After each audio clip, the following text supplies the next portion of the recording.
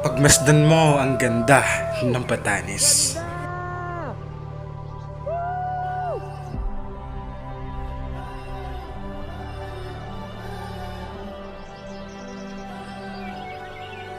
Pero paano kung bukas hindi na pala sa atin to?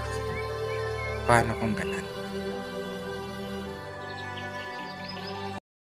So yun na nga, usap-usapan ang pag-angkin ng China sa Batanes. Unanimously concluded that the Bataan Islands, that's Batanes, constitute a natural geographical extension of Taiwan with sovereignty belonging to China. It's a signaling of a preconceived intention already.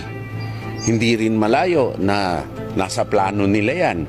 And it also validates yung sinasabi natin na they have the plan to control the whole Pacific Ocean. What is this for? We should not allow this to go unresponded to. All academics in the world should throw to douse cold water already on this theory. Kalokohan na yan eh. Pahayag ba kayong ipamigay yung napakagandang lugar ng Batanes? Hindi, di ba?